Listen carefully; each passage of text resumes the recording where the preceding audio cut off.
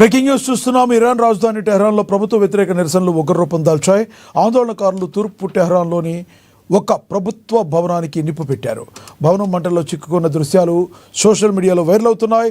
దేశవ్యాప్తంగా 12 రోజులుగా సాగుతున్న ఈ పోరాటంలో ఇప్పటి వరకు 45 మంది మరణించారు. పరిస్థితిని అదుపు చేసేందుకు ప్రభుత్వం ఇంటర్నెట్ బ్లాకౌట్ ప్రకటించింది. ఈ నేపథ్యంలోనే అమెరికా అధ్యక్షుడు డొనాల్డ్ ట్రంప్ ఇరాన్కు కఠిన హెచ్చరికలు జారీ చేశారు. ఈ నిరసనలో ప్రజలను హత్య చేయడానికి ఇరాన్ ప్రభుత్వం ప్రయత్నిస్తే తీవ్ర చర్యలు తీసుకుంటామని ఇరాన్ సుప్రీం లీడర్ ఖుమేనీకి స్పష్టం చేశారు. ఇరాన్లోని అల్లర్ల సమయంలో ప్రజలపై హింస చేయడం అక్కడి ప్రభుత్వానికి అలవాటుగా మారిపోయిందని ఆరోపించారు.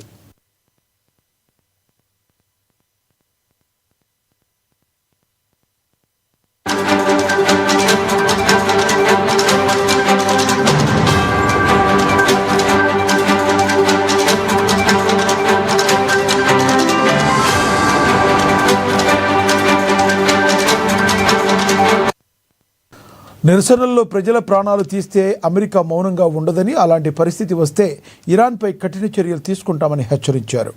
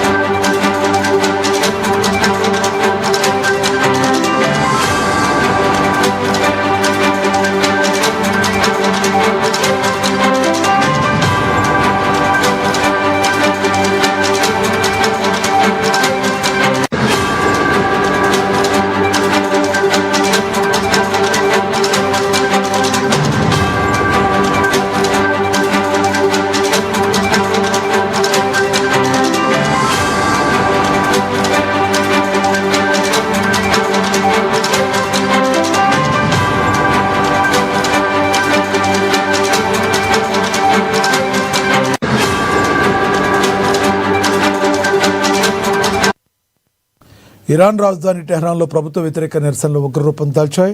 ఆందోళనకారులు తూర్పు టెహ్రాన్లోని ఒక ప్రభుత్వ భవనానికి నిప్పు పెట్టారు. భవనం మంటల్లో చిక్కున్న దృశ్యాలు సోషల్ మీడియాలో వైరల్ అవుతున్నాయి.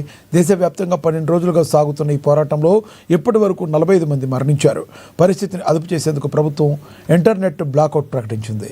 ఈ నేపథ్యంలోనే అమెరికా అధ్యక్షుడు డొనాల్డ్ ట్రంప్ ఇరాన్కు కఠిన హెచ్చరికలు జారీ చేశారు.